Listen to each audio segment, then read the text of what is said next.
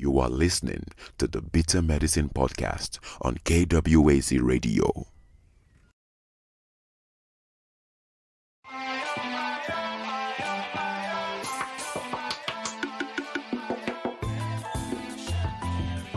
Welcome to the Bitter Medicine Podcast, where it's all about Black empowerment.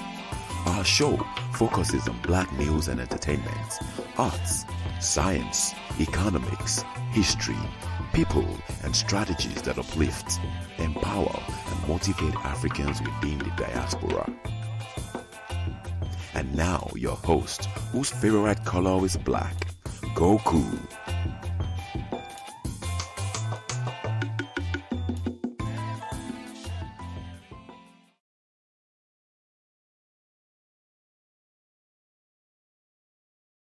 Welcome back to the Bitter Medicine Podcast. I'm your host, Koku. And tonight we have a paper that I think is a timely paper. I think it's something that you as the listener should enjoy. I haven't followed through the entire paper to see where it heads to. And to me, I like to do that because that's the beauty of it. We both explore these papers. Before I begin, though, I want to remind you guys that this show is a part of a podcast network called KWAZ Radio. There are other shows on the network that you guys should be checking out. As a matter of fact, the Harsh Reality Podcast just dropped an episode last night. But there's other shows to check out as well. This is DAX. You tune into the Harsh Reality Podcast, providing you with social commentary on the news affecting our community, only on KWAZ Radio. Peace, family. This is Oni, inviting you to listen to the Pro-Black Perspective, where Black problems are addressed with Black solutions. You are listening to the Bitter Medicine Podcast on KWAZ Radio. And as a reminder, there's also the Queen's Council podcast on the network as well. Make sure you guys check those guys out as well. In the chat room, I have Kevin Care 42 ready and waiting. Nikki Wren is back. Welcome to you, sister. Hopefully we can interact a little bit more on the Discord app. Speaking of the Discord app, I also want to say thank you to DL Martin, who made the donation that just went towards upgrading the Discord app. So what you will see, what's happening already, and you'll see it play out in the next few weeks. All of these books that I have in PDF and ebook formats, they're going to be in the Bitter Medicine or the BM library on the Discord. So you could go there and check out. Right now, you could check out a couple of different books. Let me see. For example, you could check out the Yoruba Proverbs book that I read from. You could check out this other book called, what's it called? Colloquial Yoruba. There's also Colloquial Swahili. And several other books in the STEM section of the bookshelf on our Discord server. We have a bunch of books on like free energy, anti-gravity, and the world grid. We have computer coding for kids, right? Creative coding for kids. And because it says kids doesn't mean that it's not useful to you as an adult as well.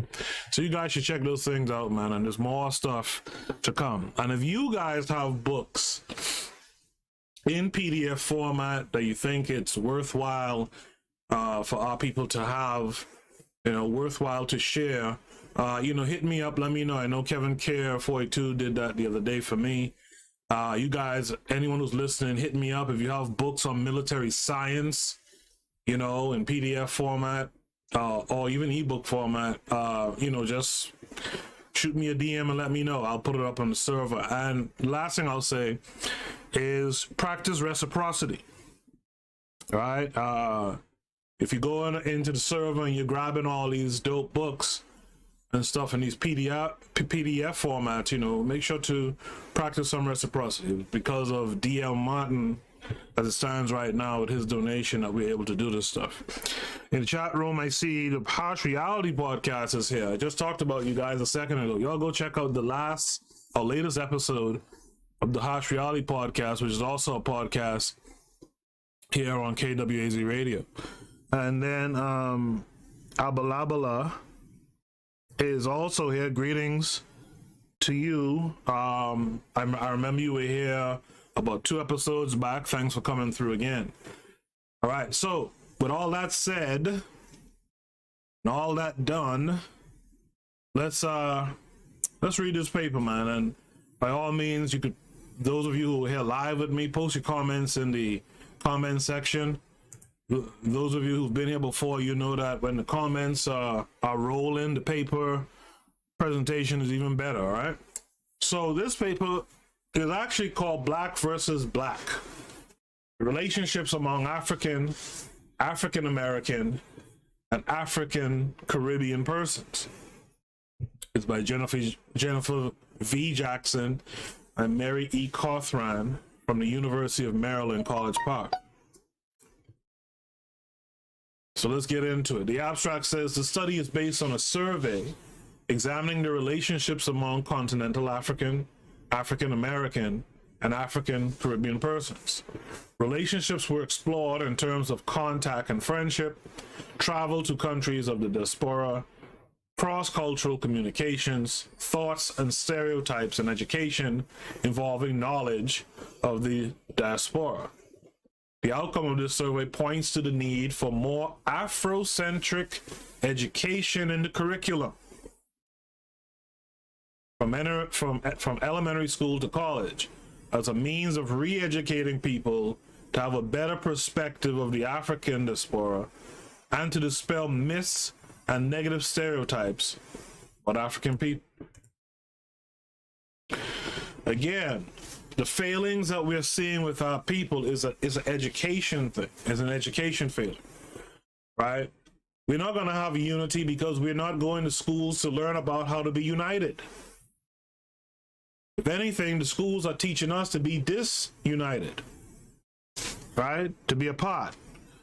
And so, again, I'm telling you, believe me, the biggest issue we have, and because we're so keen on quick fixes because we've been in this situation for so long. But the reality of it is, there is no quick fix. You have to start preparing the future generations to make that change. And we got to really do it. You really have to teach your people what it is to be united.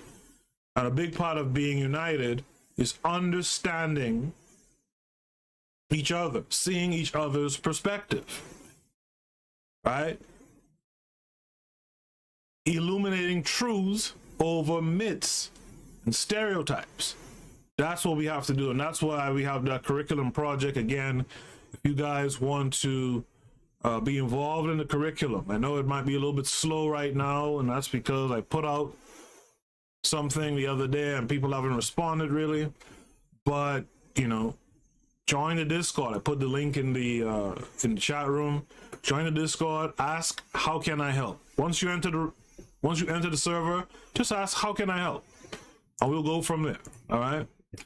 So let's look at this section called the theoretical background. As people of the African diaspora, African Americans and persons from the Caribbean region, called West Indians, share a common heritage with Africans. Palmer in 2000 stressed the importance of having some common understanding of what constitutes a diaspora and sensitivity to fundamental differences in the historical trajectory of seemingly similar peoples.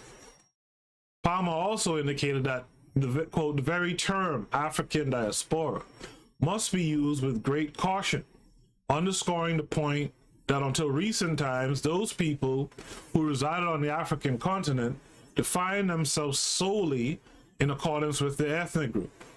Furthermore, it is we who homogenize these people by characterizing them as Africans. Palmer, again in 2000, contended that modern diasporic streams have been almost always the product of racial oppression and attendant systemic evils and of resistance to them. Palmer also emphasized that, quote, that diasporic communities formed by peoples of African descent share an emotional bond with their dispersed kin and a history of racial oppression and struggle against it. The common bond among the African diaspora should serve as the basis for their relationship. See, I'll say one thing about that statement, right? I think one of the things we have to do is we can't just always be bonded by oppression, right? Why can't we bonded by abundance, by by the significant things that we've done in the history of time, right? I know oppression is more recent, and so there's the recency bias where you say, well, we have more in common based on this, based on this oppression that we went through. But at the same time, we need to start bonding over how great our ancestors were before the Ma'afa, right? We always deal with this, the most recent oppression thing. We were great for a long, long time before that oppression happened.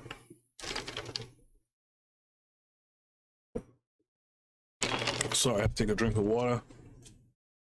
Lake in 1995 argued that while there are many differences among indigenous and diaspora Africans, the cultural and political dismembering of African communities on either side of the Atlantic by Europeans constitute a bond that transgresses geographic and temporal boundaries. Despite a common history of slavery that led to people of African descent being separated from one another by distance and space, they are still joined by a common goal. According to E.P. Skinner in 2000, quote, the result is that African peoples are still involved in a concerted struggle to gain total freedom and equality for themselves and the continent with which they are associated.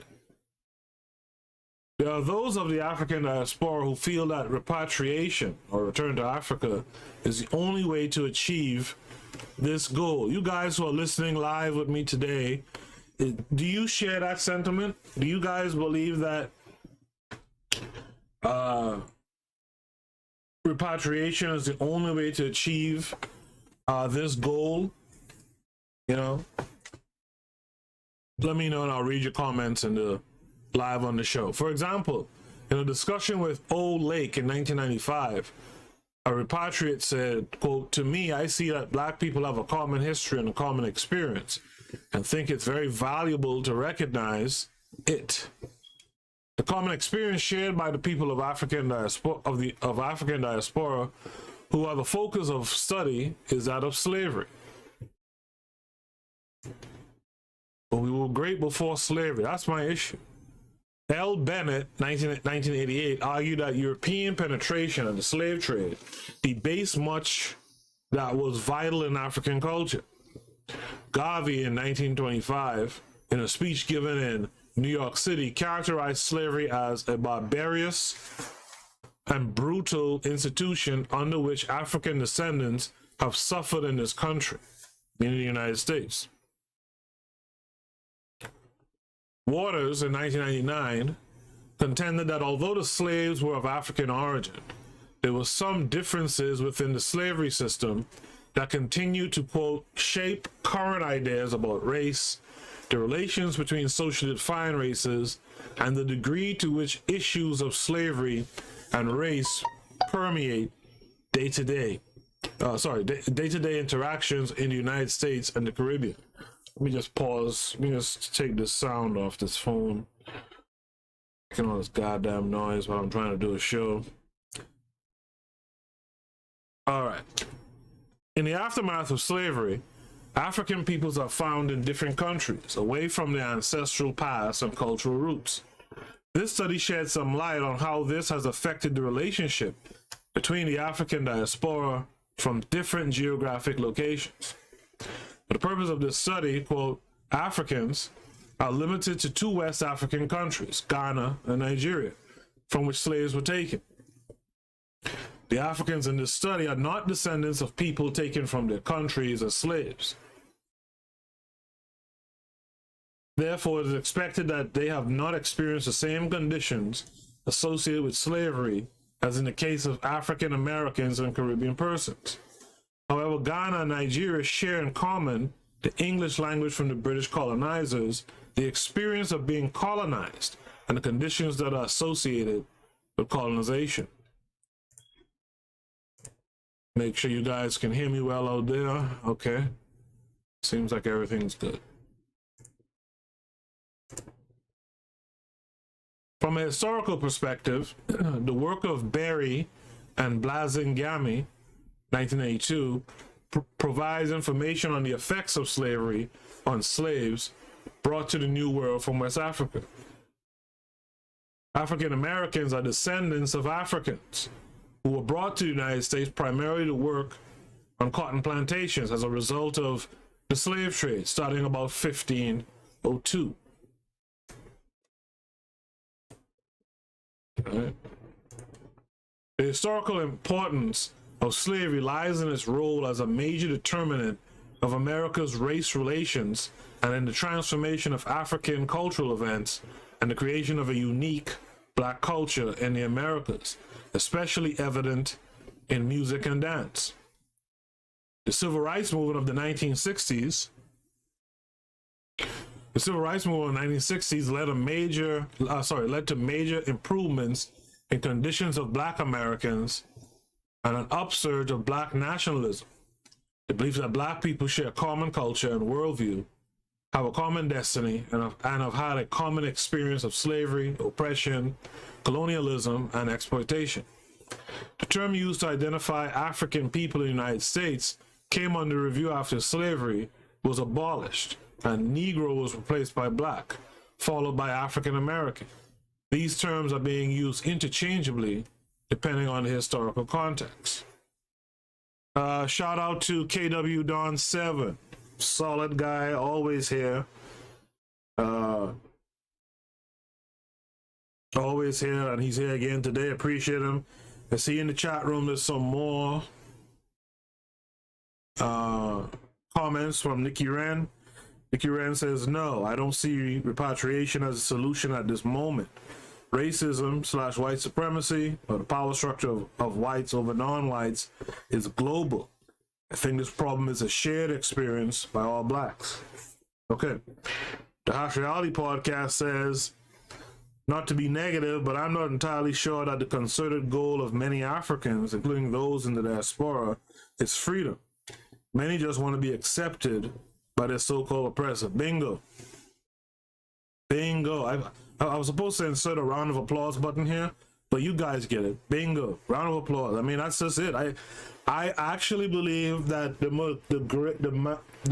big majority, right, of Black folks, not just here, not just the Caribbean, not just the UK, and especially not just in Africa. I believe most Black people just want to be able to lay up and be cool around white folks, and don't feel no ways about being Black around them. Most Black people are not thinking power. And there's strength in numbers, so there's power in numbers. They're not thinking about coming together and creating a power base. Right? Nikki Wren goes on to say, repatriation may only work if the reason is to build and not be an escape from racism and white supremacy. The pro-Black perspective is in the room. Peace to brother Only Time Safe from the pro-Black perspective. Make sure you guys tune in to his show, man. That worship is always enlightening on Sundays, right? Make sure to subscribe and click the bell and follow the pro-Black perspective. Pro-Black perspective says facts at the Harsh Reality podcast. Nikki Wren says, I agree. Thank you guys for the comments, man. I appreciate those comments. To continue with the paper, among the African diaspora are people who are called West Indians. This is considered a misnomer and is thought to have been based on Columbus's mistaken notion that he had landed in India, having found indigenous people resembling Indians when he stumbled on the so-called New World. West Indians are people from the Caribbean region, including islands such as Jamaica and Trinidad, and also Guyana, and have a similar history of British colonization and the English language. Due to migration, the West Indian population has grown in the United States. Waters in 1999 stated that historically, as a part of survival for emancipated people, migration became a way of life in the Caribbean region. Vickerman in 1994 attributed the increase in migration of West Indians to the United States because of the Civil Rights Movement and the 1965 reform of American immigration law.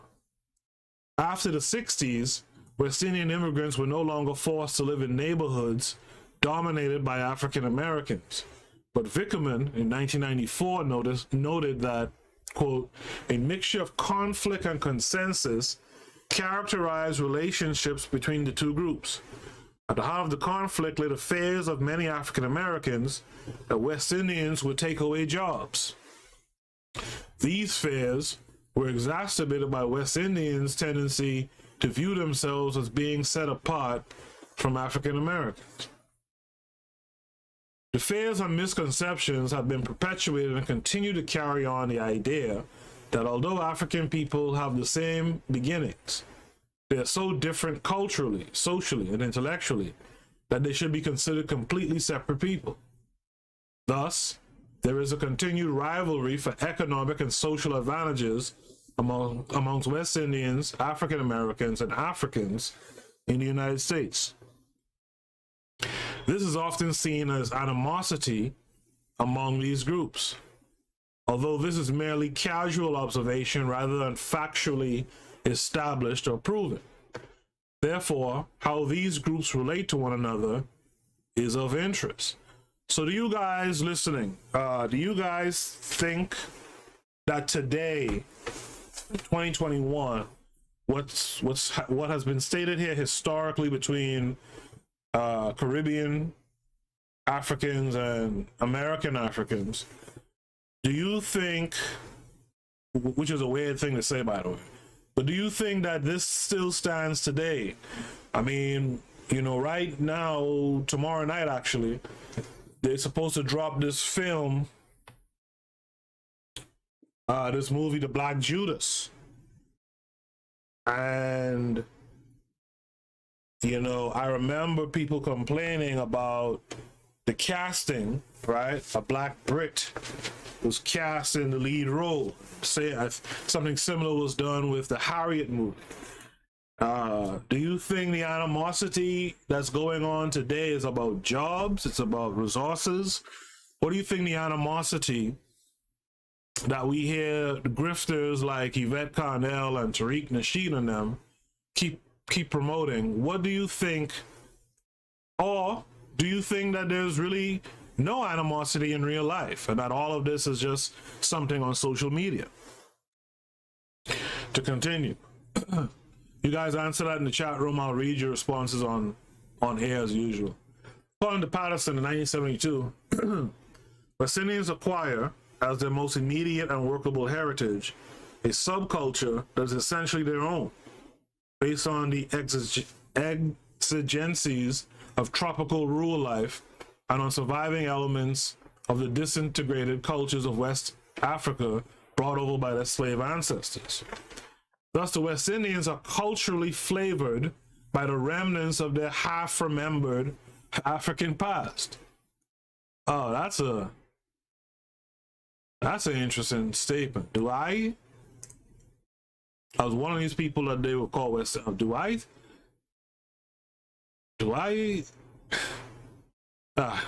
Never mind.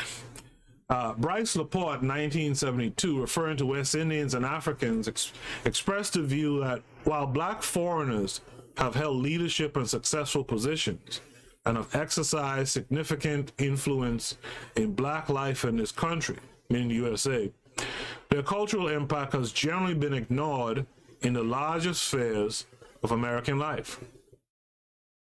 This lack of recognition may further exacerbate exacerbate the animosity that is said to exist among black people in the United States. There is much to be learned about the interaction and communication among black people of the African diaspora. In a relationship study of black Africans and African Americans on a college campus, Becker in 1967 contended that, quote, there is a basic incompatibility between Africans and black Americans that leads to mutual rejection, end of quote. This sense of incompatibility is not only the case between Africans and black Americans, but across the African diaspora. Lake in 1995, in a study focusing on diaspora African repatriates in Ghana, found that few of the African Americans that identified themselves as African, quote, tended to have had intellectual experiences with Africans or had become familiar with African political and historical issues while in the diaspora.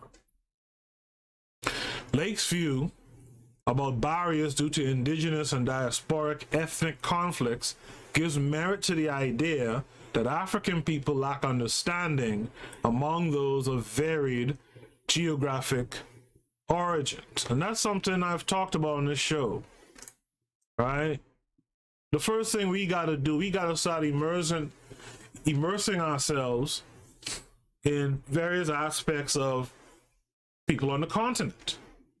And I always point this out as the failings of Pan-Africanism, is that the Pan-Africanists on the continent need to reach out to the people outside of the continent and get to know them, get to understand them. Understanding is what brings people closer together, right? In the chat room, there's some activity. Let's see what's going on.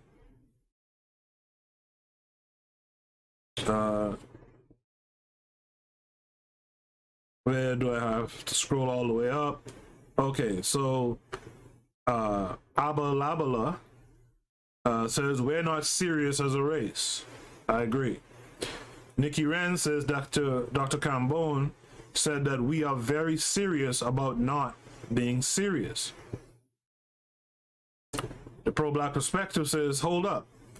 The film ain't even come out yet. LOL. Folks talking about it like they saw it. Yeah. It's dropping. I'm pretty sure it's either midnight tonight, or I think it's midnight tonight it's dropping. Maybe people saw some leaks of it. You know how the internet is. Kevin Care 42 says, I see the animosities amongst the so-called social media elites, like, as you said, Tariq Nasheed, Cornell, etc. The Pro-Black Perspective says there's some animosity, but gotta respect that, particularly when people are more ignorant. Everyone has animosity as it is. I know Caribbean people bias against Caribbeans as is. Right. I mean, that's the thing. Like, you know, what the Pro-Black Perspective said is the thing. Like, there's things that humans just do. And in these diaspora wars, so to speak, folks are ignoring that, there's certain things that people just do. It's not a personal thing. It's not putting down one group and this, that, and the other. For example, we had and I'm saying we because I'm in America, we had an idiot the other day trying to lay her edges, use Gorilla Glue. And this is why education is so important, by the way, people. Right?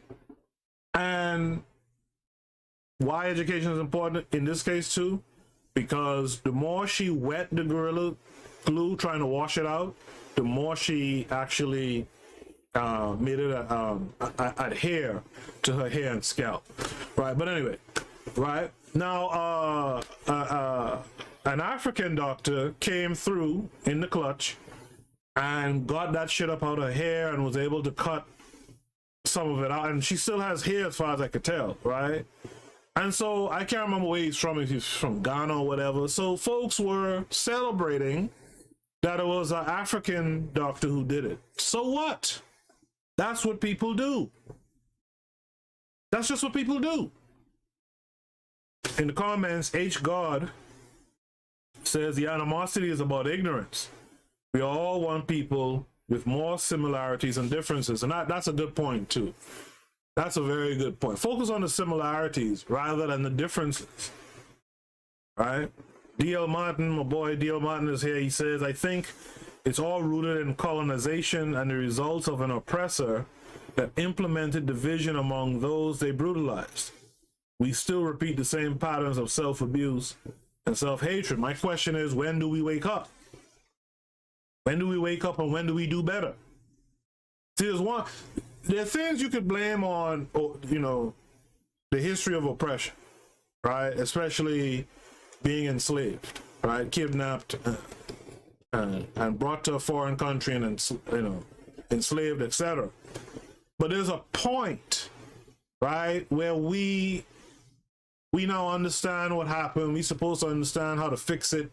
We're supposed to understand how to build power off of it. We're supposed to understand how the enslavers use manipulation tactics, all that kind of stuff, right? When do we stop?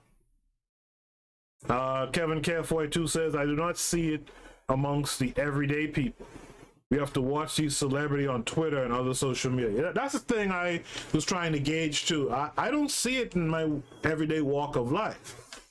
But who's to say that it really isn't a real thing that's happening? So you're Caribbean, you go to the bank for a loan, and you get, you know, someone from America, a black, or I should say an African from America.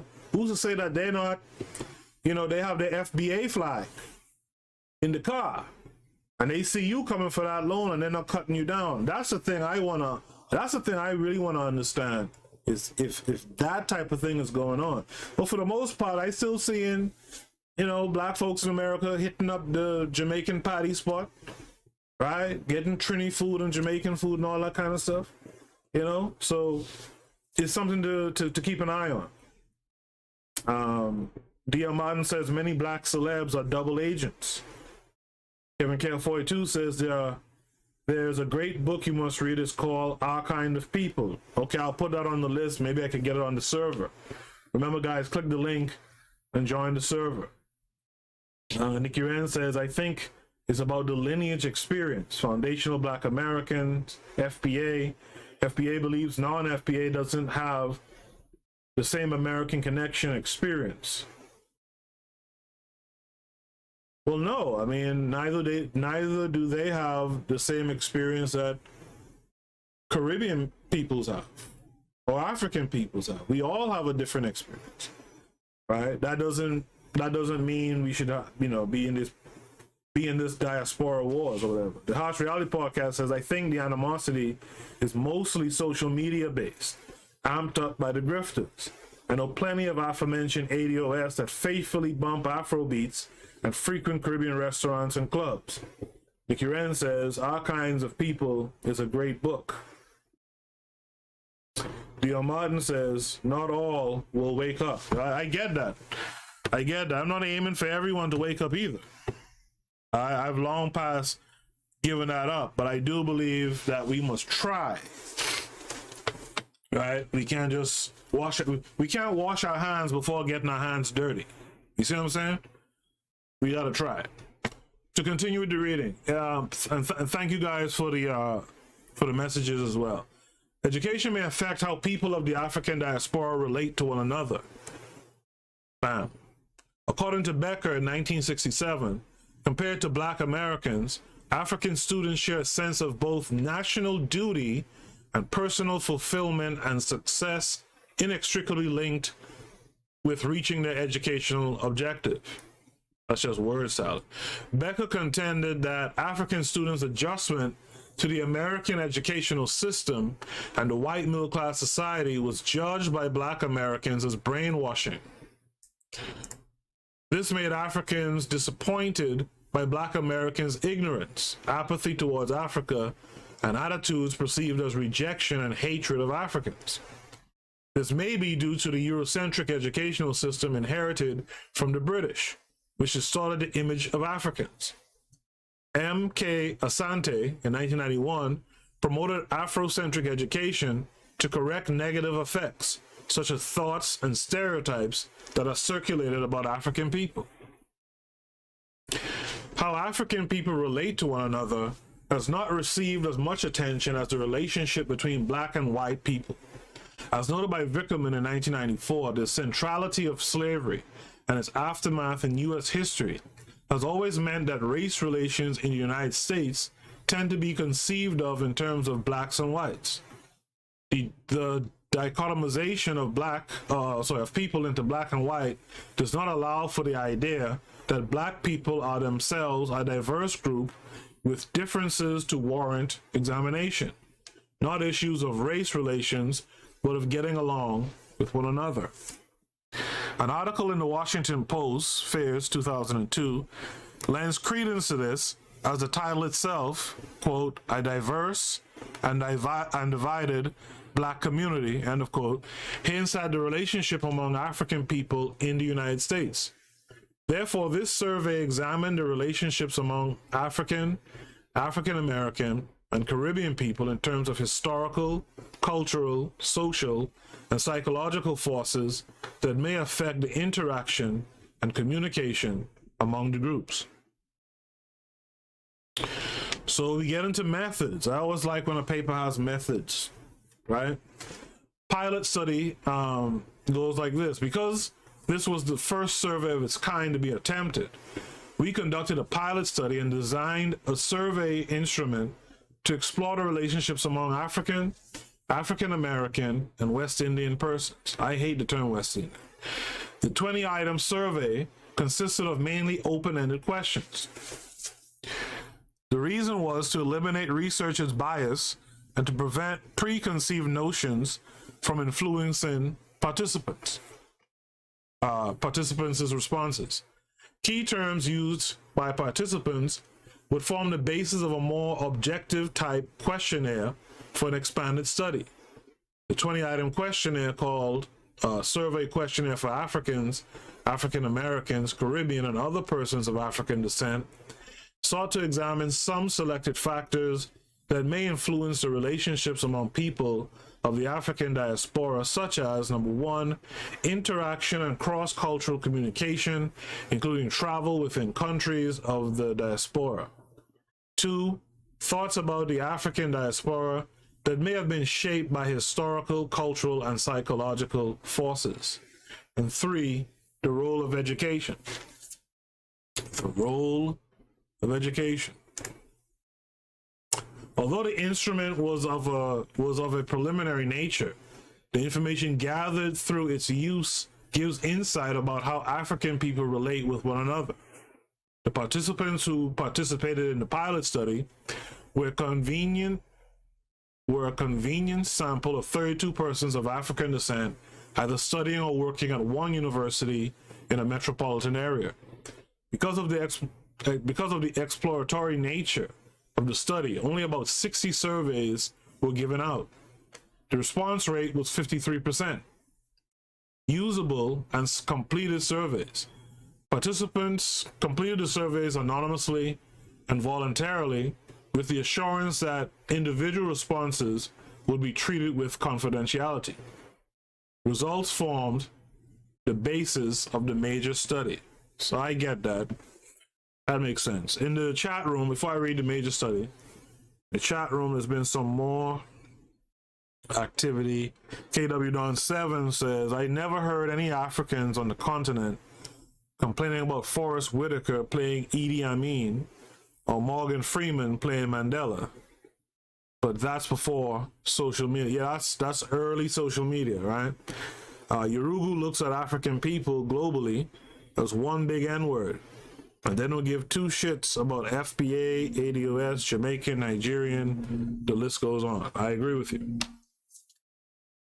I agree with you. But you see, that's what happens. When you're serious about not being serious, you take up the most silly things and run with it. And that's what we do as a people. Right? And again, it's going to be interesting to see how this really plays out in the real world and what effects it has. I saw this, I think it's a comedian, Carlos Miller, posted something today on on Twitter saying something along the lines of African. It blows his mind when he hears people say African American. And a brother who I have shouted out on the show before, X Spots the Mark, Great House on Twitter, says, yeah, the American part is cringeworthy to me, which was a great comeback, right? This idea that, you know, that's online now, that you're so anti-African, it's troubling for me if this jumps really into the real world, right? So the major study, we're talking about instrument and participants. Based on the results of the pilot study, instrument was redesigned with the questions having options based on responses given by the pilot participants, which is smart. The revised survey questionnaire consisted of 40 questions that allowed participants to choose one or more responses in each case, plus one question of a general nature, requesting additional comments or suggestions.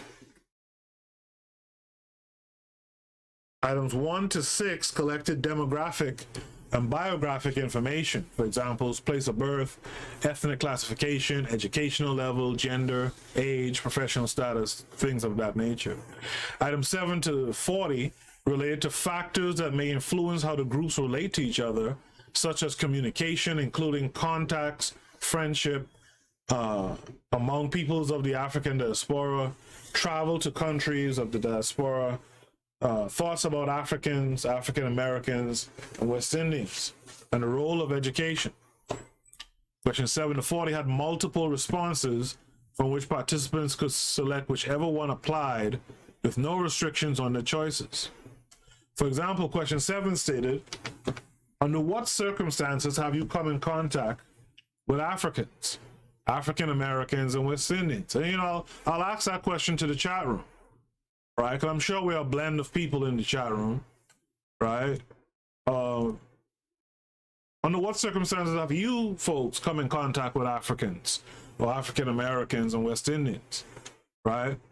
And so the choices they had, the circle was A, fellow students, B, students I teach or mentor, C, community friends, D, university colleagues, E, friends or peers, F, church members, G, I have not known any personally, H, other, and then you had to specify. All right.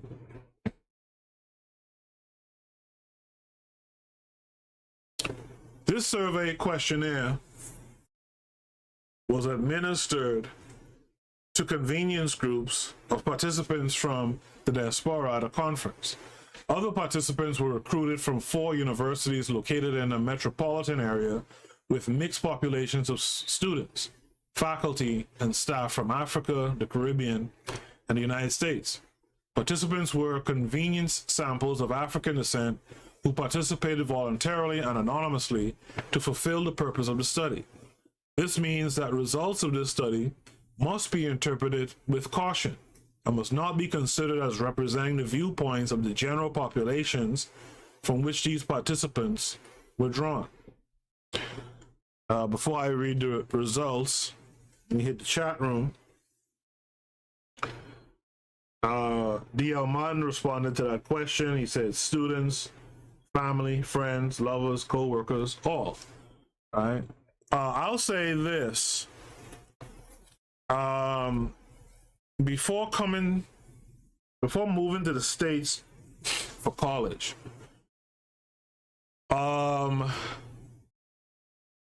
here's a funny thing. Like, I can only remember maybe meeting 1 or 2, like at the College of Bahamas, I had 1 African instructor. But what's so funny is on a low-key level, I think most Bahamians just think of themselves as Bahamian and African. So I don't think we ever really checked for it that much. You know, we were aware of other Caribbean folks. We were aware of Jamaicans. We were aware of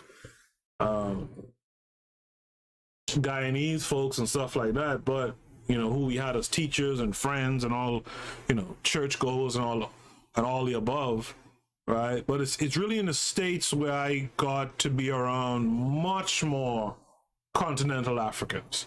And by the way, we were around Black Americans too, right?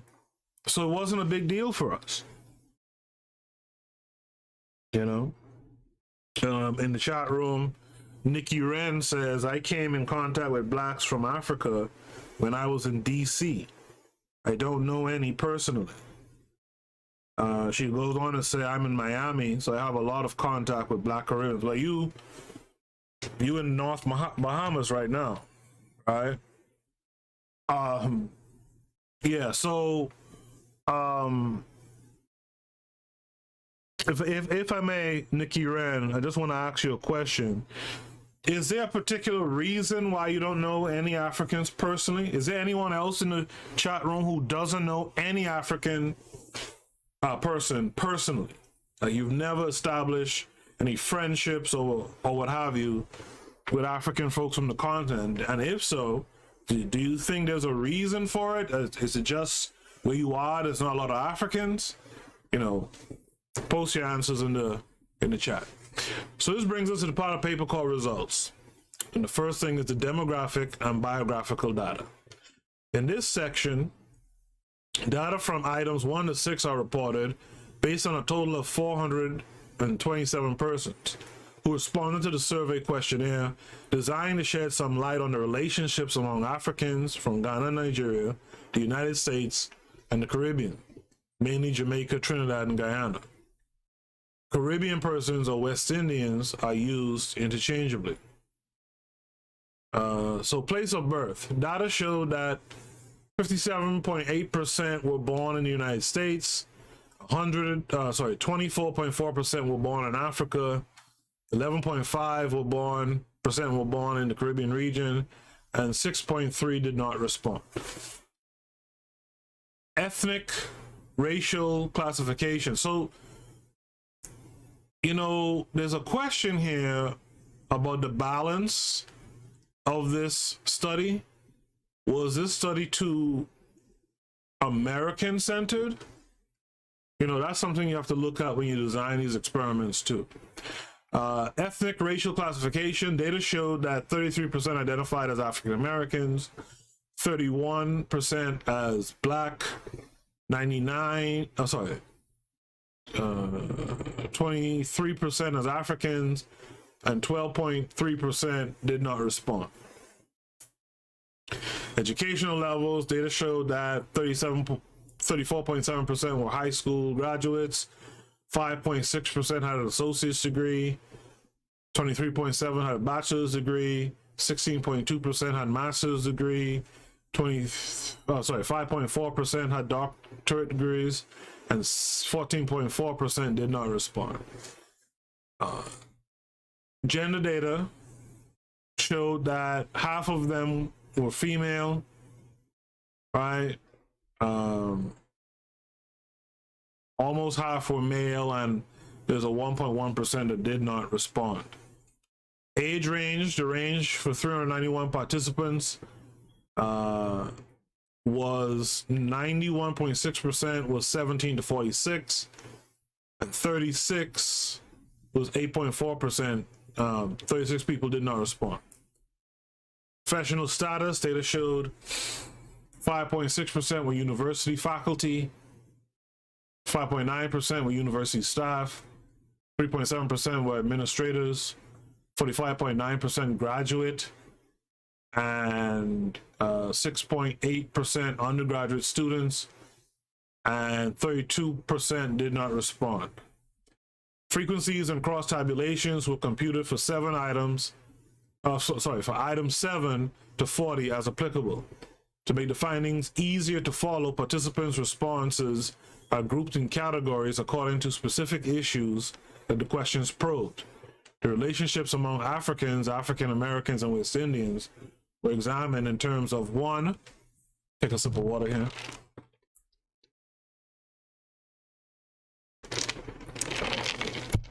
Interaction involving contact, Friendship, travel to countries of the diaspora, and cross-cultural communication. 2, thoughts and stereotypes that may have been shaped by historical, cultural, and psychological forces. And 3, role of education, obstacles to understanding how the groups can work together, which is item 40, and item 41, which was open-ended, requesting additional comments are presented in the discussion. So they looked at contact, and when they looked at contact data, they found that 78.6% had contacts with Africans, 1.6% had no contacts, 19.7% did not respond. Of the participants, 78.7% had contacts with African Americans, 1.9% had no contacts, and 19.4% did not respond. 69.6% had contacts with West Indians, 8.2% had no contacts, and 22.2% did not respond. The circumstances for contact were through educational institutions as fellow students, peers, mentors, teachers, and university colleagues. Contact in this context means that participants had met and interacted with others of the diaspora in face-to-face encounters. Cross-tabulations, I almost don't even want to get into that. So let's go to travel. In terms of travel to countries of the diaspora, 28.3% had visited or lived or were born in Africa. 38.6% had visited, were born, or lived in the Caribbean. 74.5% had visited or lived or were born in the United States. Participants could circle all 3 regions. The numbers and percentages are based on a total of 427 participants. So it's not appropriate to add them together. Some Africans visited different African and European countries. Others visited or lived in the United States. And few Africans visited any Caribbean island or region. That's an interesting thing. Some African Americans visited Europe. African countries, for example, Nigeria, Egypt, Jamaica, and Mexico. Some West Indians visited Europe and or lived in the United States, and very few visited African countries. Of the participants, 65.8% wished to visit Africa. 26.7% would visit Europe, and 7.5% did not respond. That's a high percentage that want to visit Europe, man. Damn. All right, so this is a table that summarizes all that stuff I just read. I should have looked for this first, right? But let's continue. For visiting Africa, 35.6% selected curiosity, similar culture, heritage, and ancestry. 2.5% would visit Europe because of European influences. 82.2% would visit the Caribbean region. 11% chose Mexico, and 6.8% did not respond. For 332 participants, reasons were curiosity, similar language, culture, values. 14.1% chose better vacation spot, food, and music, and 8.2% did not respond. Friendship group showed that 29% chose friends from all 3 groups. Okay, that's a good number. 21.5% chose African American friends. Okay. 13.6% chose African American and West Indian friends. 18.5% chose African and West Indian friends. And 6.3% did not respond. All right. Crosstabs of POB with friendship revealed that of 104 born in Africa, 20% chose African friends. Okay, 9.4% chose African Americans and West Indians. 20% chose African and African Americans, and 46.3% chose Africans African Americans, and West Indian friends. So you see, a lot of the participants actually had relationships with people from across the diaspora, right?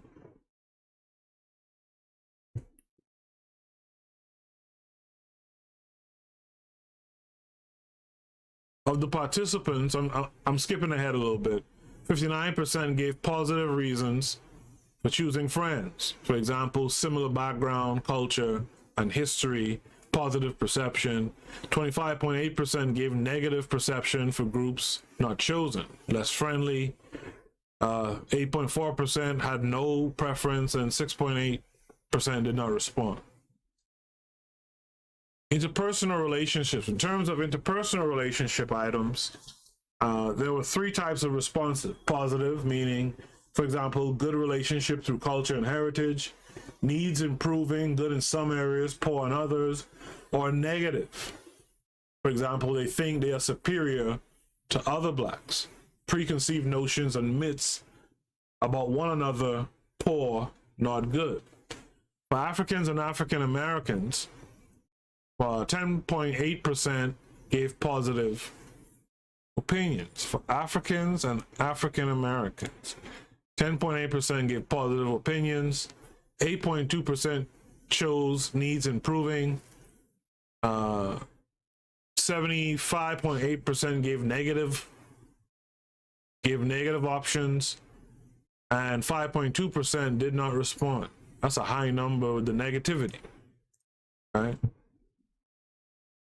For Africans and West Indians, 23.2% chose good, 48.5% gave negative opinions, 14.8% chose needs improving, and 13.6% did not respond. For African Americans and West Indians, 17.3% chose good, 52.5% chose negative responses, 15.7% chose needs improving, and 14.5% did not respond. And then this is all, of course, in Table 2. Communication between Africans and African Americans. Of the participants, 9.1% chose positive options.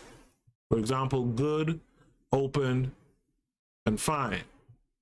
72.4% chose negative options. For example, ignorance, myths, and misconceptions, stereotypes, lacking, not good. 18.5% selected no opinion and insufficient information. You know what's one thing I could say about this paper? And I know they gave their warnings because, you know, for various reasons, including among them is the population size. But there's some things you could actually learn about. Hey, maybe we need to have better communication, for example, right? Maybe we need to seek having a more varied group of people around us, right?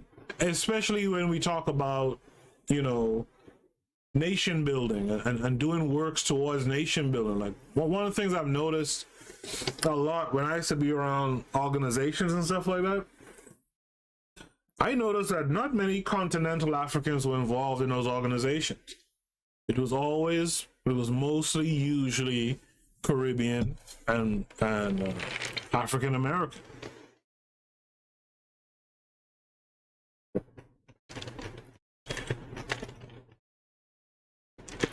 In the chat room, I see there's been some activity.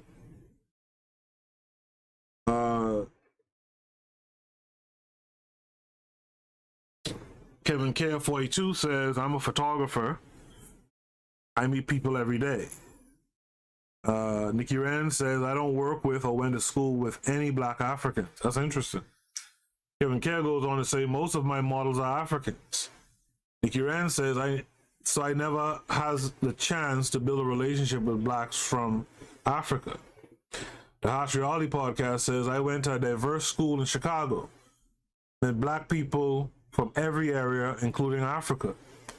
Funny story was cool with a brother from Tanzania but this brother was Smokey Robinson, light skinned. I heard you talk about that on the, not this last episode. I think it was the episode before. That was a funny story. House Reality Podcast goes on to say, thought he was lying until he showed me his green card. The House Reality Podcast goes on to say, speaks to the ignorance of being Black American and not believing we came in all shades of the rainbow. Our people definitely need to travel more. Hey, Sister Nefere is in the room saying peace. Peace to you, sister. I haven't seen you here in a while. Although we speak all the time, but I haven't seen you here in a while. Thanks for coming through. I want to thank all you guys for being here tonight too. I hope you guys are getting something out of this reading. I mean, I'm looking at the numbers and how they correspond the numbers to those options, or how the numbers correspond to the options from the thing. And I'm saying to myself, wow, there's definitely some things in here you could gather, right? And you can improve the way you walk through this world. Now, each one of us here can do this, right? We can definitely see communication is key, right? Putting down the myth, the mythologies and the stereotypes, right? So let's continue. Communication between Africans and West Indians. This was seen as good by 16.9%, negative by 41.5%. So you see, when you get that number like that, you then want to get into, well, what is the negative? You know, what is the negative? Like what is the negative? Right? You want to start to drill down into those areas, right?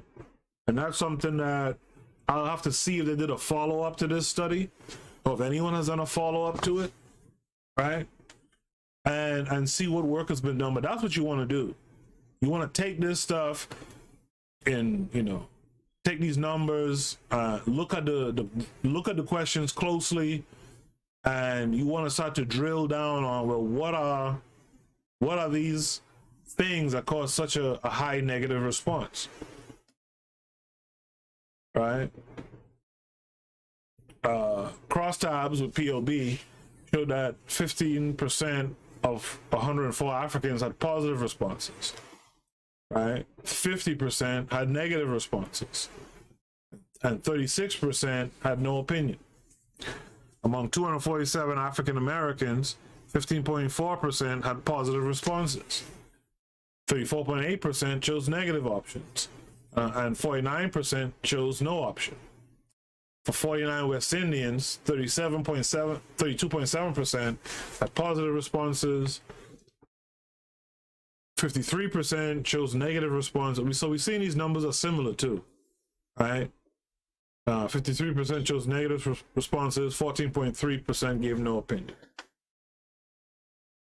Communication between African Americans and West Indians. This was seen as positive by 14%, negative by 49.9%, and 36% had no opinion.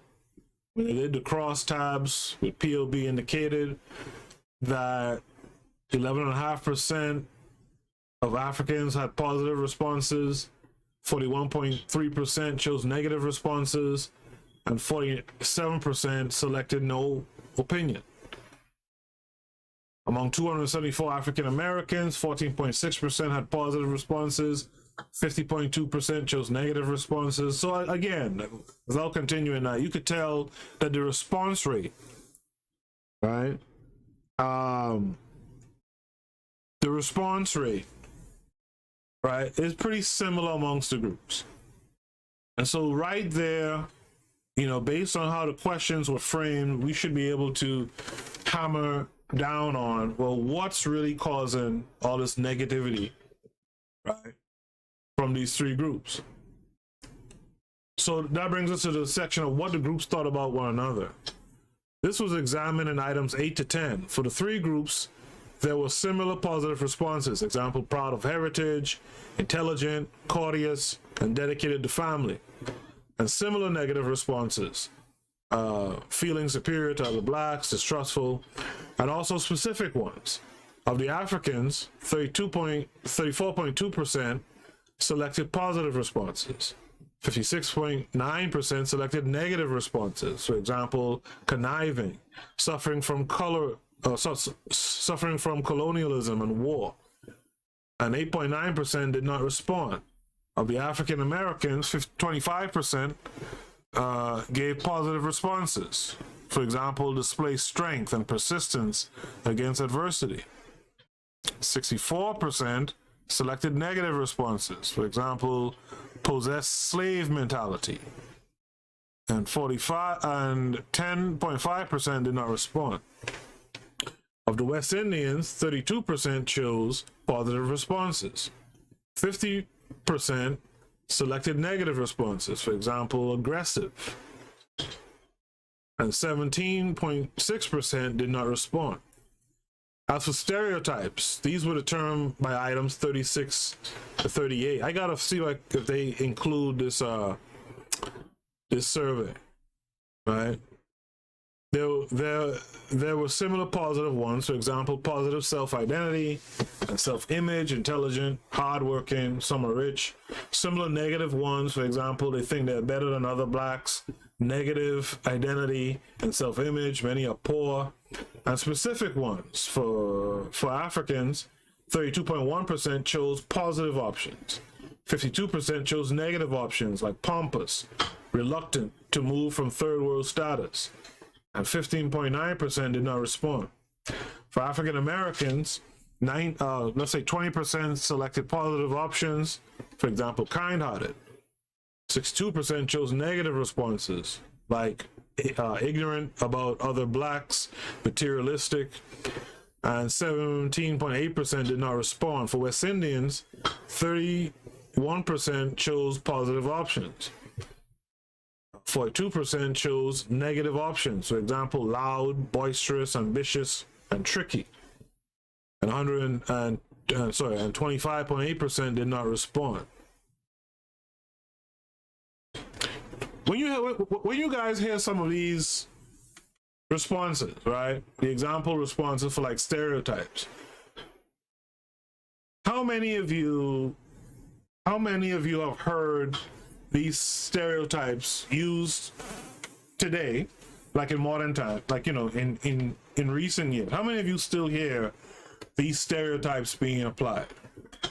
In terms of how stereotypes were formed, I'm 39. 80% chose Western media. See, this is potentially a good section right here. In terms of how stereotypes were formed, 81% chose Western media. For example, television, newspapers, books, magazines, movies. European myths and system of falsification, tourist commercials, and white values. 5.6% chose personal experience and individual meetings. That's very significant. Look at the number. That's a low number. 3.3% chose misinformation, education, school, and history books. 10.3% did not respond. But you see, this is the thing that this shows you what you have to counter, right? So again, when you talk about curriculum building, this shows you what you have to build into the curriculum, what you have to cook in to the curriculum to counter. And this right here tells you what you have to counter. I mean, most of it is the media, and a lot of it is the education as well. But the in-person interactions, clearly, it's only a small percentage, right? Do you guys understand that?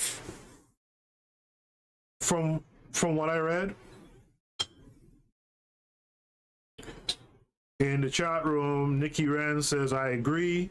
I do need to travel more. I think we all do. And I think we all need to, I talked about this last episode, we all need to make a trip back to you know, the region of the continent where most of us come from. You know, we need to do that like how the Jews send their kids back every summer, right? KW Don 7 says there's a Nigerian American running as a GOP candidate for governor who wants to do away with Black History Month. The grifters are highlighting that he is a non-FBA ADOS. Yeah, well, once KW Don, the way, and not just you, but for everyone else listening, the way the grifters have it set up now, anything that is silly that's done by the non-FBA or ADOS, they blow it up. They blow it up. And we've talked about this before. The grifters do that because it raises the self-esteem of the people who listen to them. Once you raise their self-esteem, you could rifle through their pockets. Any old shit you sell, they'll buy. How are you FBA and ADOS and you're anti-African and all this, and you hate Black immigrants and all this old stuff, but you're buying something called Ogun juice? That has to be the great. Like, they really should study that. They should study the psychology of that. Dioman says, I hear other brothers or sisters often talking negative about Africans. The Africans get a bad rap. Africans get a bad rap.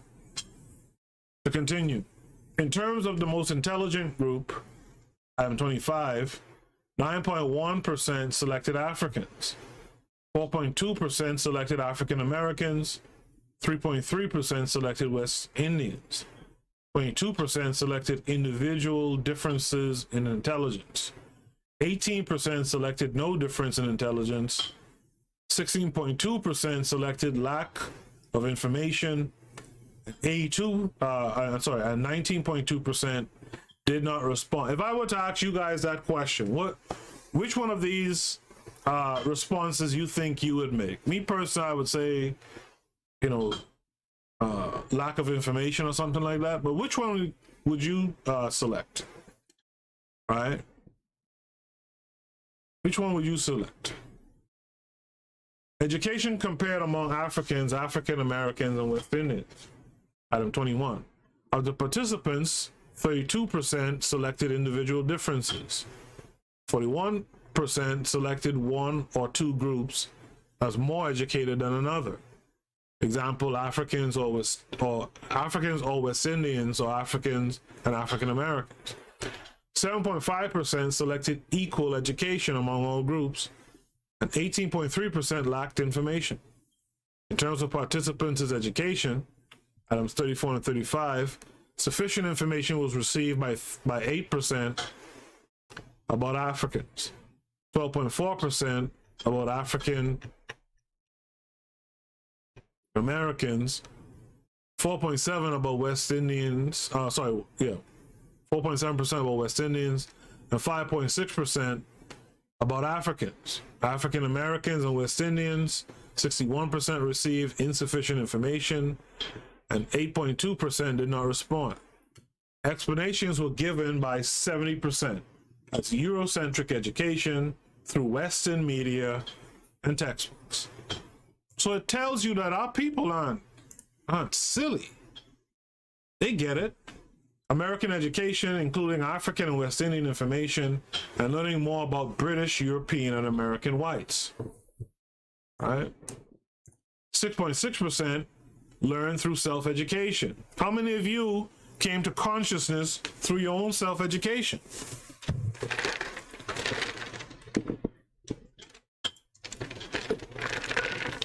Most of the folks here in the chat room I know are Pan-Africanists. How many of you came through consciousness of other Black folks in the diaspora, other works that have been done through your own, self-education? 6.3% learned from college education, 17.6% did not respond. How African American and West Indian parents pass a sense of history to their children, items 27 to 29. This was explored based on a total of 427 for each group. For African parents, 93.6% chose oral tradition, stories, legends, unwritten history, games, and events. 5.4% lacked information, and 1% selected school.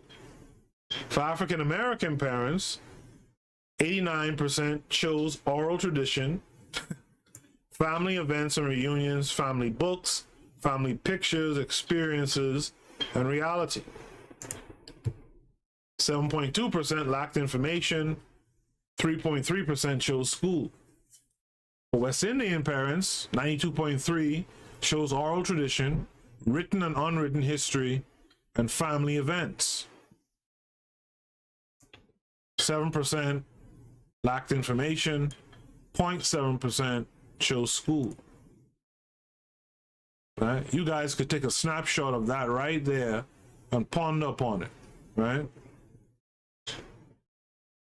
Comparing civilizations and cultures, I have 22 to 24 of the participants. 37% chose European, 37% chose African civilization as more advanced, and 24.4% lacked information. For the African American, and West Indian cultures, 27% noted similarities due to common heritage, history, and family orientation. 42% chose negative comparisons. For example, West Indian and African American cultures are too Eurocentric. 5.2% noted differences due to the effects of slavery on African Americans and West Indians. And 25% chose no comparison or lacked information. Participants chose the cultures they learned most about in the educational process. As follows: African, 29.5%, African American, 21.1%, West Indian, 11.2%, British, 32.8%, European, 52.9%, and American white, 51.1%. The numbers and percentages are based on a total of 427 in each case. Therefore, it is inappropriate to add the percentages together for different cultures. All right? But look at that. Look at what the participants chose. Right? Again, talking education now. Look what the participants chose, the cultures that they learned most about. Your black children, for example, right? As follows: African, 29.5%. African American, 21.1%. West Indian, a whopping 11.2%. But here comes the British, though, 32.8%. The European, 52.9%. The American whites, 51.1%. So is there any doubt, if you had any doubt before, what's the real problem that black folks are suffering from? You're not learning about yourself. Or I should say, let me correct it. You're barely learning about yourself. And what you're being taught about yourself comes from a foreign people. We got to do better. We're not closing the gaps here, right? We're talking about African-centered education, but we don't have hardly any a textbook, right? We don't have hardly any, thorough curriculum. We don't have the schools. I mean, come on. What do we expect to do?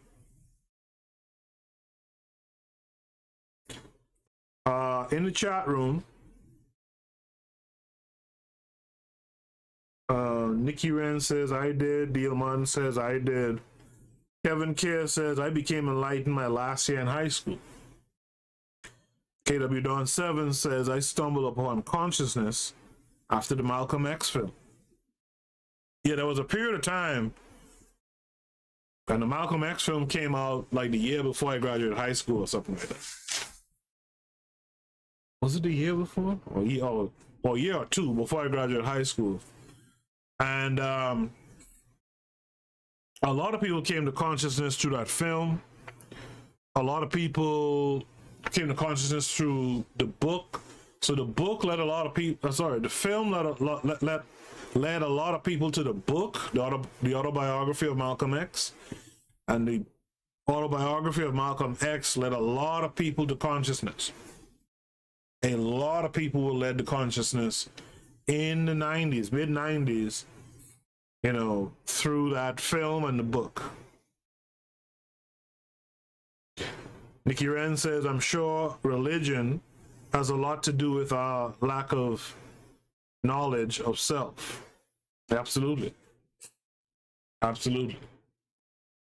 Religion tells you not to focus on here.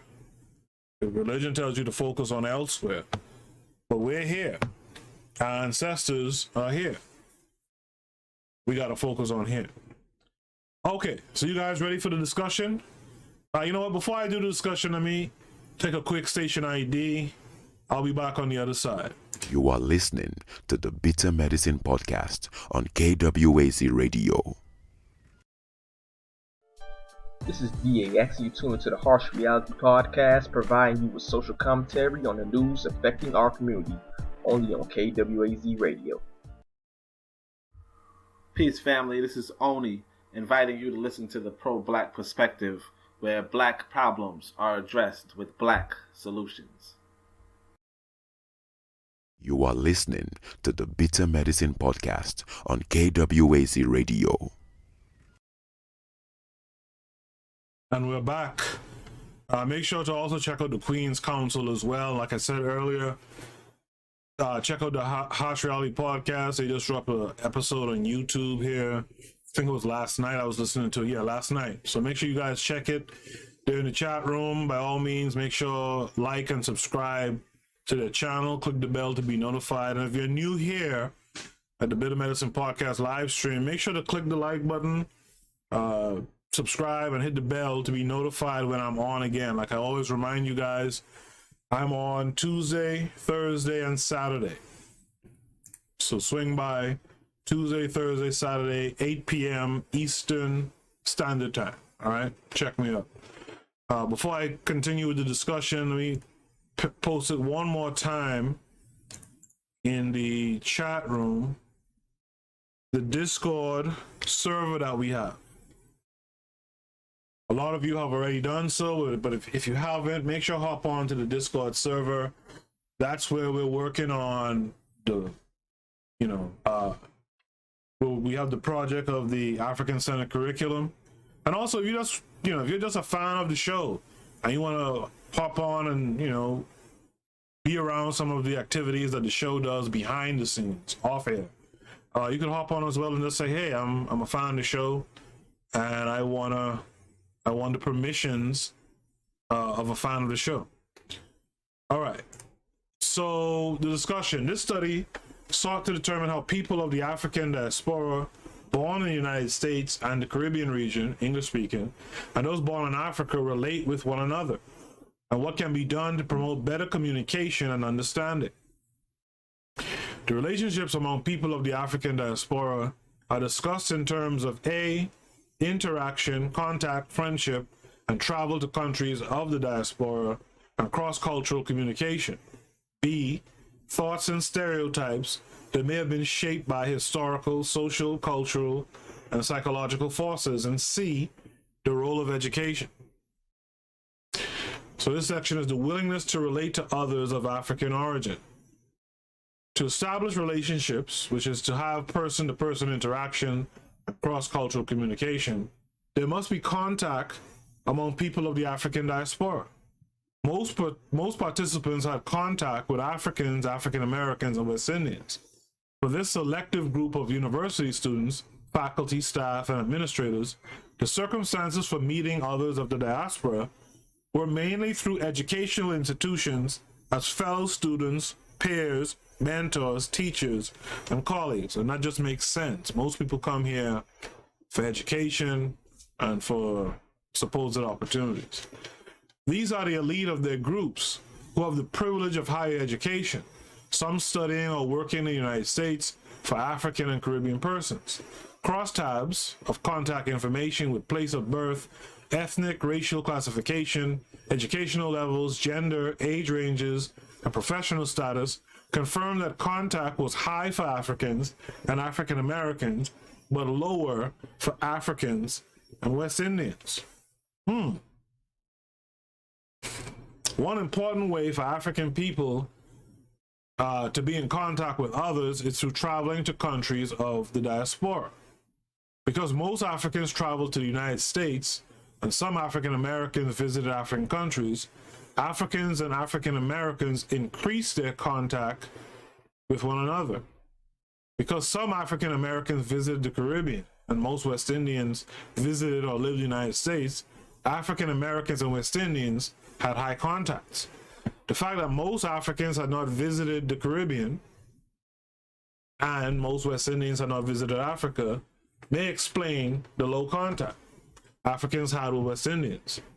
Interest in visiting the Caribbean region and Africa versus Mexico or Europe indicated participants' desire to have contact with others of the diaspora. The most relevant reasons to visit the mother country, the origin of all people, I hate when they say that, are based on similarities of language, culture, heritage, and for Africa, ancestry. Economics may play a role in preventing travel to Africa, which tends to be more expensive than Europe. Also, by the way, do you think this is an intentional thing? I mean, I think most things are intentional, but do you think this is done intentionally? That pricing, that they've set a barrier to entry, so to speak, just through pricing of a ticket to the continent? Is that what you think? Let me know.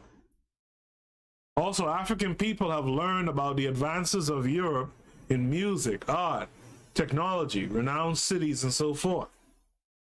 The same has not been true of Africa, characterized by the British system of education as backwards, primitive, and underdeveloped. Travel offices and airlines can help make traveling affordable as a good way to learn firsthand about Africa and build positive relationships. Some insight into the relationships can be gained from whether there would be friendship with the different groups. Some participants desired friendship with other diasporic groups, indicating their willingness to cross boundaries of geographic places of birth. Africans seem reluctant to have African American and West Indian friends. More African Americans would have African and West Indian friends, whereas West Indians express more desire for African and African American friends. Crosstabs show that most participants in all categories gave positive responses to justify their relationship choices. Some who preferred friendships along a black ethnic line gave defensive reasons. For example, an African American wrote, quote, "My social life does not bring me into contact with the other groups." West Indians justified friendship with other West Indians by invoking a cultural imperative that focused on group relationships and cultural symbols that bring people together, such as food, music, and historical experiences. Africans chose African friends as they were friendlier than West Indians and African Americans. In terms of the interpersonal relationships, there were negative responses, such as Africans, African Americans, and West Indians have preconceived notions and myths about each other, or that the relationships needed to be improved. Some Africans and West Indians and African Americans and West Indians and African Americans and West Indians seem to relate better than Africans and African Americans, but the general view was that the group did not relate well. Although the groups have similar interracial struggles that create some semblance of common bonds, they fail to appreciate their common heritage. This lends credence to the divisiveness that characterizes the relationship among African people and points to the lack of understanding among them. Written responses suggest that the groups related well when they did not have to trust each other. Ouch. Otherwise, the groups were cordial on the surface, but suspicious that each wanted to get what was the other's just due. In terms of cross-cultural communication, very few felt that it was good among these groups. Some took a neutral stance in claiming that it depended on the interaction of the person, or opted out of making a judgment by admitting their lack of knowledge. However, most responses indicated that communication was not good due to myths, misconceptions, ignorance, and stereotypes, thus hinting at the idea that African Americans, and West Indians did not get along. Communication problems are blamed on the history of slavery, its divisiveness, and the doctrine of divide and conquer. Black people were set up against each other and told not to associate with other blacks because of negative attributes. Right?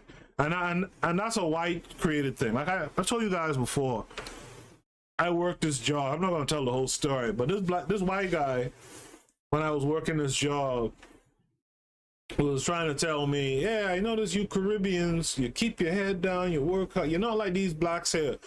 And I just gave him the blank look, like, what the fuck are you trying to do? Like, do you know who you're talking to? Do you know who you're talking to? This was evident in the thoughts and stereotypes expressed by people of the African diaspora.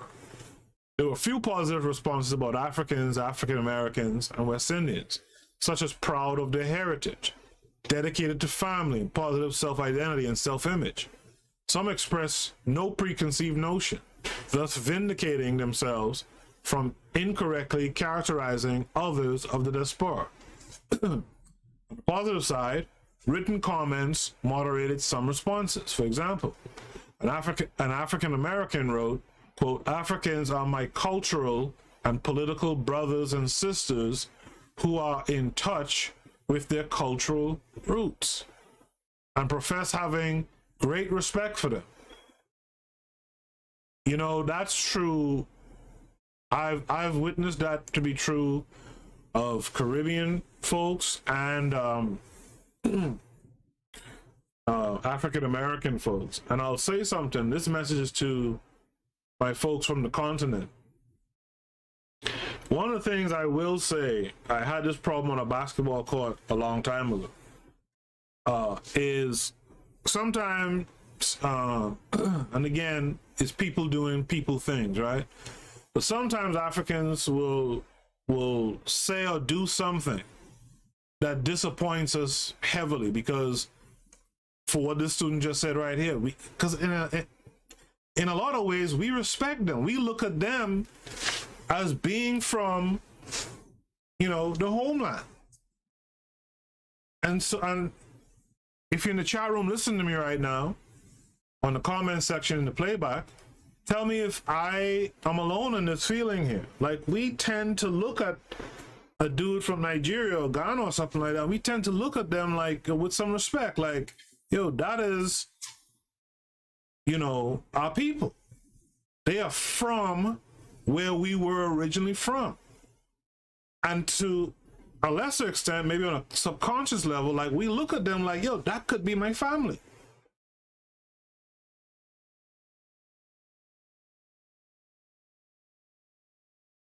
You know, so when certain things happen, there is a little bit of a disappointment, I'll admit. When we look at, man, we look up to y'all as being from the continent, right? And y'all out here talking shit sometimes, you know. To continue, others reported not stereotyping people, knowing how damaging and wrong this can be. However, negative responses such as arrogant and thinking they are superior to the others indicated that the group still harbor non-flattering thoughts and stereotypes. Africans were seen as suffering from colonialism and war, and reluctant to move from third world status. There were written comments from African Americans such as, quote, "Africans are arrogant and think they have the right to tell other blacks what to do." Man, this is, I just saw some black folk on Twitter say the same thing like yesterday, right? Given their history, they have no right to feelings of superiority. Africans are confused about nationalism. West Indians express, quote, mixed feelings about Africans.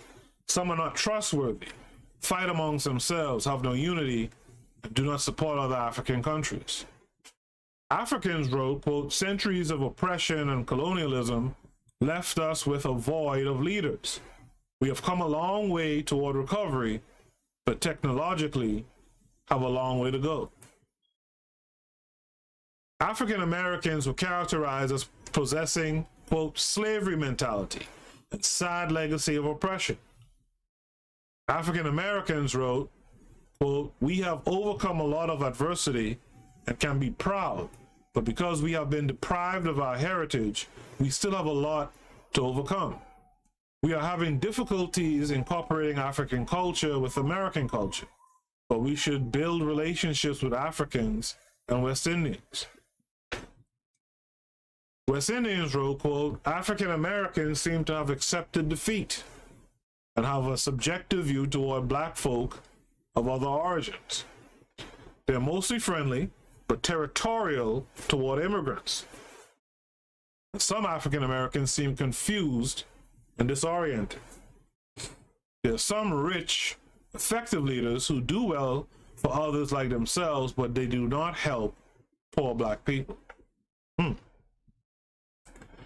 Africans refer to the, quote, African Americans' history of oppression as the source of their difficulties. They suggest that African Americans can concretize their objectives by paying more attention to their family structure and learning more about their roots. Is that wrong?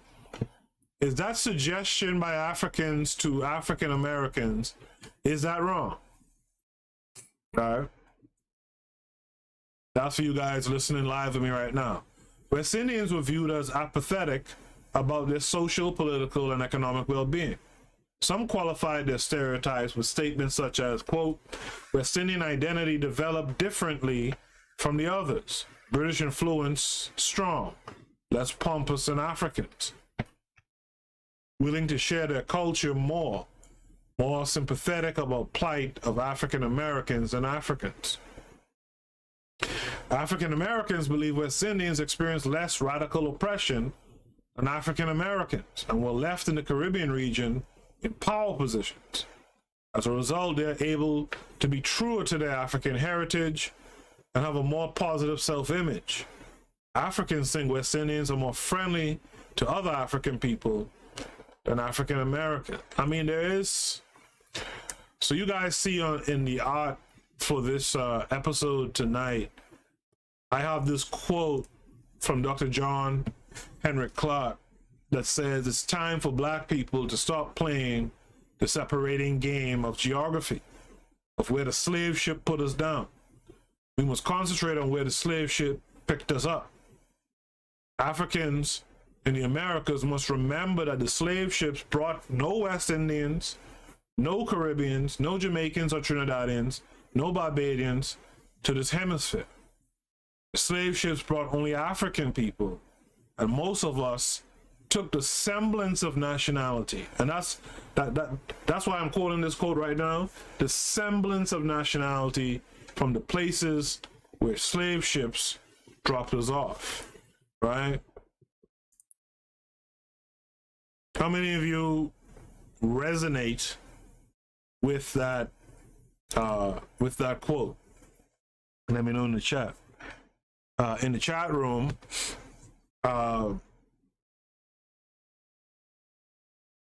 Nikki Wren says, of course, by design. I think she was responding to the question of, do they hike those prices up for African flights? She says, of course, by design. D.O. Martin says, indeed, between the vaccinations and tickets, gets expensive. Yep. KW Don 7 says, Urugu doesn't want Africans in the diaspora reconnecting to the continent, thus the higher airfares.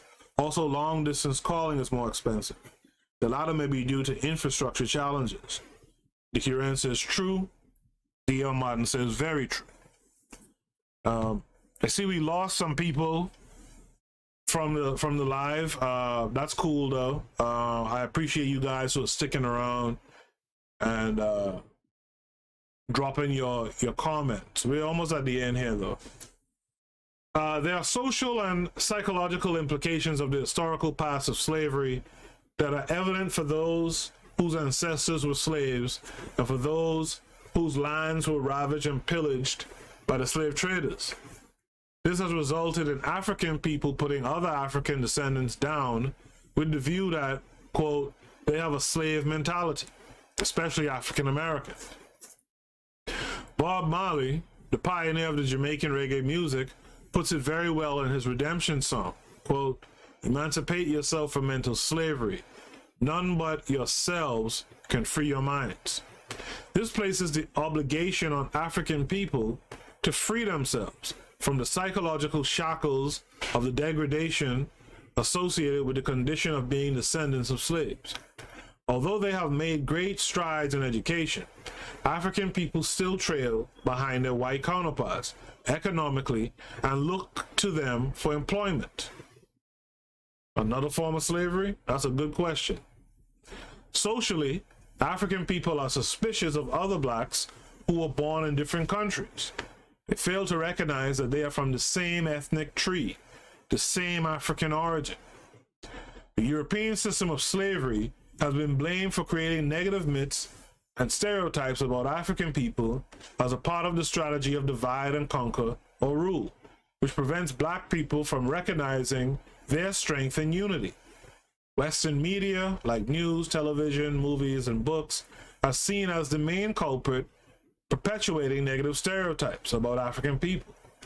The stereotypes are not based on true knowledge from having first-hand information about others of the African diaspora.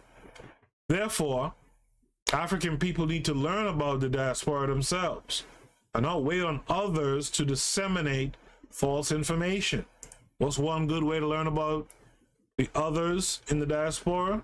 Curriculum, education.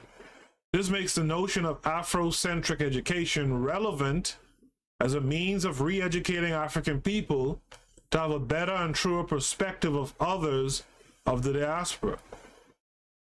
Also of relevance is Kobe K. Cambon's 1992 view about Afrocentric theories, which view the basic striving in the African personality as being directed towards self-affirmation, self-determination, and self-fulfillment.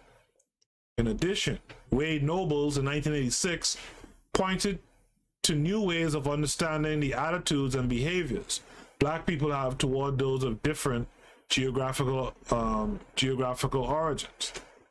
In terms of intelligence, most participants did not fall into the trap of attributing higher intelligence to Africans or African Americans or West Indians, a reflection that these educated participants are willing to admit lack of knowledge rather than accepting common notions about differences of intelligence based on race. However, there were some participants who selected no difference in intelligence amongst the groups, and others who pitted one or two groups against one another as most intelligent, African versus African Americans versus West Indians. From a psychological perspective, black people have been brainwashed to think that black people have an inherent, genetically induced lower level of intelligence than whites. Studies done in the 50s and 60s. However, most people have moved beyond this controversy to realize that there are individual differences in intelligence in all races of people. Because intelligence is a measure of learning, it is tied in to the educational process and system to which participants were exposed, which is examined next. Most participants acknowledged that education levels varied among individuals in all groups. However, there was a division of opinion among African Americans about American educational systems in comparison to those in West Indian and African countries. There was agreement that education levels in the United States are higher, such as PhDs. But most Africans and West Indians believe that their elementary and high school education under the British system is superior to that of African Americans. If Africans, African Americans, and West Indians lack knowledge or have false perceptions about each other, it is for good reason. They learn more about British, Europeans, and white Americans than about black people in their Eurocentric education through Western media and textbooks. No wonder Asante, 1992, suggested that, quote, the more education African Americans receive, it seemed the further they were from their own culture, sense of identity, and their own location and sense of historical record. Boom. Explanations pointed to a gross neglect of Afrocentric information in their curriculums. Afrocentric education is promoted by Asante, as promoted by Asante in 1991, is, quote, the belief in the centrality of Africans in postmodern history. It is our African history, mythology, creative motif, and ethos, exemplifying our collective will. There is need to incorporate information about African people in the curriculums of the educational system. Let me read that one more time. There is need to incorporate information about African people in the curriculums of the educational systems, particularly in the United States, throughout the year, and not just during Black History Month. This issue is relevant in how African children learn their history. You guys have been following me. You know I read these African myths and folktales. And I explained to you guys before, I won't get into it now, but I explained to you guys how those readings sets up the early education, right, for African-centered schools, right, or curriculum. In that, you know, from reading the story, you're reading about a certain type of people, that extends into the geography, the social studies, the language, that extends into the science in terms of the flora and the fauna, right? And by the way, I will be hitting on some Caribbean stories, and I will be hitting on some Black American stories, and the same thing applies. You listen to the stories, you listen to the geographical descriptions, you listen to the animals that I mentioned, and you create modules of learning based on the items that you hear inside the story. And we could do that across the diaspora. We could do that with folks in the UK even. We could do that with the experiences of folks in Brazil, right? For example, that's something we can do, and that's the way we get our people coming up in life thinking about and understanding other people. That's how we're going to get Pan-African unity really rolling. To continue, most African American, and West Indian parents were said to pass a sense of history to their children through oral tradition, including stories, legends, oral history, games, and family events. Because few participants, let me highlight that because that's something I want the Discord server to do a little bit more.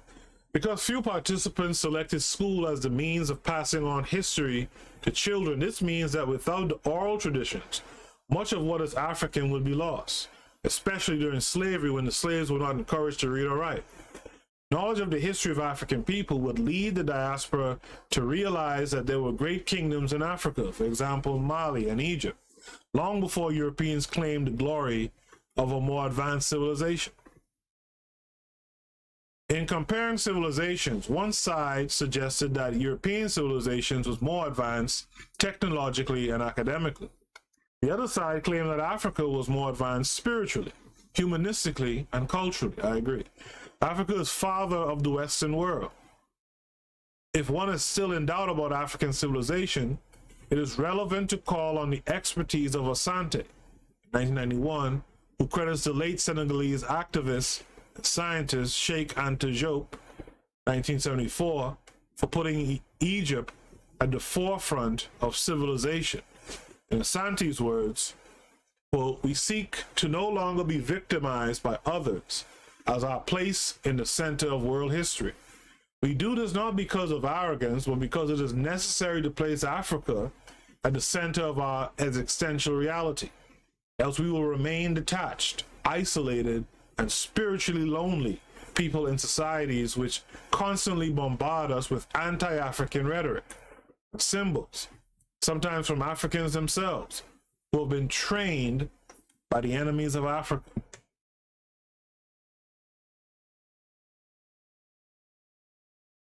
In terms of cultural knowledge, most participants learn most about European and American white culture, followed by British, and least about African, African American, and West Indian culture. There is agreement that the groups have a history of white domination and that the family orientation of African culture forms the basis of African American and West Indian cultures. There is consensus that formal education failed to teach about African people with whom they share cultural heritage. Naeem Akbar in 1975 emphasized how critical religious and cultural beliefs are to any constructive understanding of black behaviors. The cultures of Africans, African Americans, and West Indians are similar due to common heritage, history, and family orientation. However, it was noted that West Indian and African American cultures are too Eurocentric, and that there are differences due to the effects of slavery on African Americans and West Indians. H.A. Regis in 1993 discussed cultural orientation, noting that the traditional cultures of African peoples tend to be collectivistic, and matriarchal. Remember I said this before? Whereas traditional European cultures tend to be individualistic and patriarchal. Asante, 1991, summarized the cultural aspect in this way, quote, "There is first suggested the existence of an African cultural system, then the juxtaposition of African and American ways, and finally the values derived from the African American experience. We have one African cultural system manifested in diversities. There are numerous cultural expressions of African people in music, food, religious practices, rituals, and so forth. In the Caribbean region, for example, reggae music expresses Jamaican culture, whereas calypso is the cultural form in Trinidad and Guyana. Asante noted that although the major regions of the African culture are Africa, the Caribbean, and the Americas, even within those regions, there are varying degrees of cultural and technological affinity to an African worldview. One significant contributor to the cultural awareness of black people in the United States and the Caribbean region was Marcus Garvey, who lived from 1887 to 1940, a Jamaican of African descent. He gained prominence in the 1920s with his Pan-Africanism philosophy that African peoples everywhere face common problems and should seek common solutions. This statement applies as much today as it did in Garvey's time. So this brings us to the conclusion. Conclusions and implications. Relationships and understanding among the groups can be improved by rejecting stereotypes and developing better communication styles. There is need for a common cultural tradition for all the diaspora to embrace and more cooperation to advance their cultural, social, economic, political, and psychological welfare. African people must accept this common ancestry without putting others down by accentuating feelings of superiority. African descendants of slaves must get rid of emotional and mental baggage from slavery and colonization and unify themselves as one people. African people must control how their history is told and use positive and negative historical experiences to produce a stronger, integrated society. There should be social, cultural, and educational exchange and joint ventures, such as scholars from Africa, the United States, and the Caribbean taking sabbatical leave to teach in each other's countries. The greatest obstacles to understanding, examples, lack of appreciation of heritage, coordination of leadership and financial resources, education, and books, may be removed by visiting each other's countries, producing television shows and documentaries about each country, creating an annual forum for African people in the United States, and chartering low-fare trips to Africa and the Caribbean. These will promote understanding about the history, origin, family structures, and social mores of the African diaspora. That brings us to the end of the paper. In the appendix, we get the actual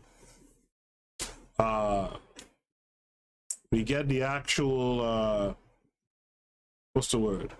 I had it on the tip of my tongue, but you know what I'm trying to say. We get the actual survey, right? Or questionnaire that was used in the study.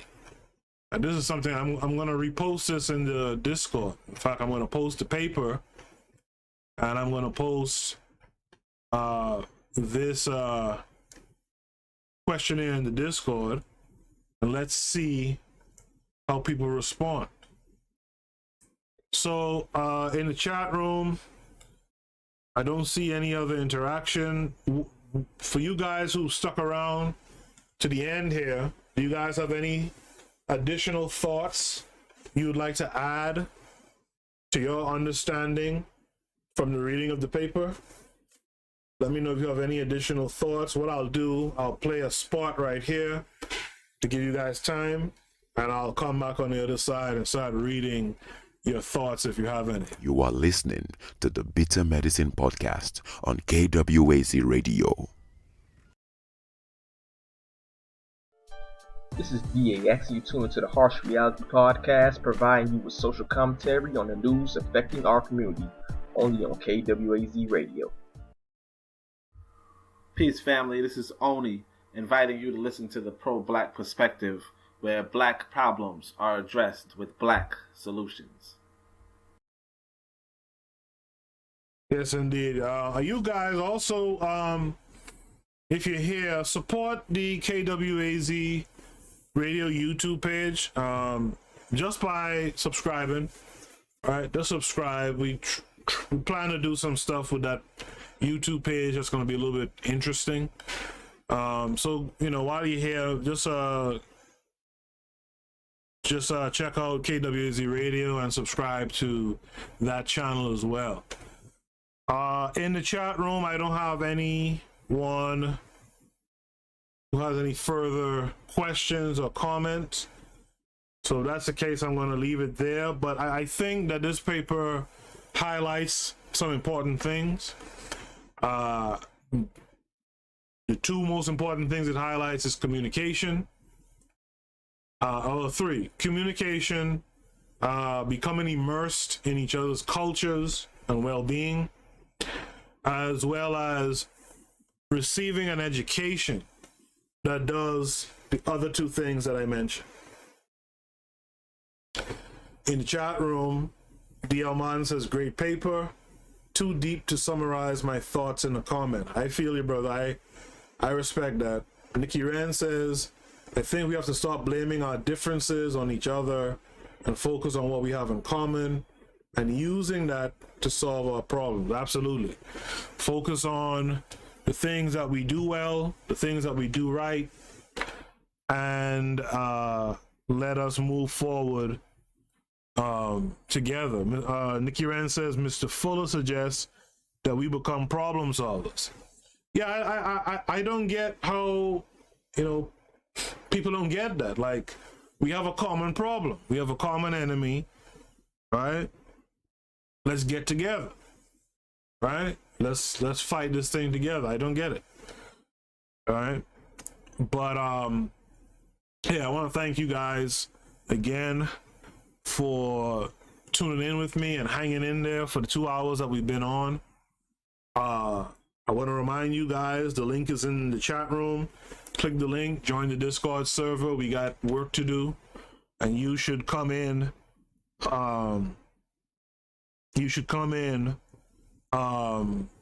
And do the work, help do the work.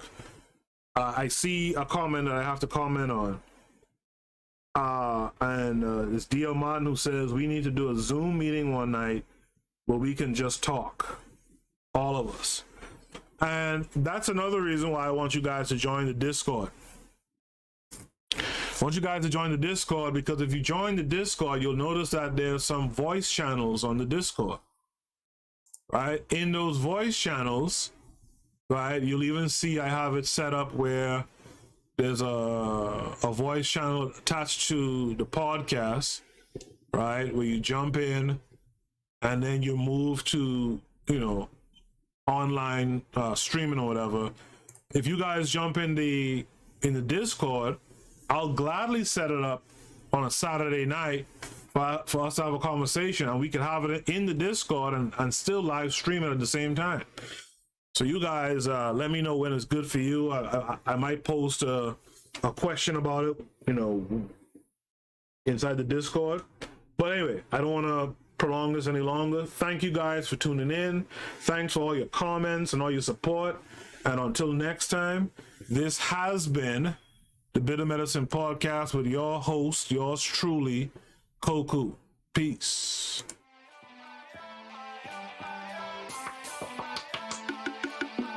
Thanks for listening to the Bitter Medicine Podcast with your host, Koku. If you like what you just heard, we hope you pass along our web address, bittermedicineblogs.com, to your friends and colleagues, and share our show to all your social media. Be sure to check out our archive section on our website for previous podcasts. This has been a KWAZ radio production. Join us next time for another session of the Bitter Medicine Podcast. Follow us on Facebook at Bitter Medicine Show, Twitter, Bitter Meds, Tumblr, Bitter Meds, Instagram, Bitter Medicine.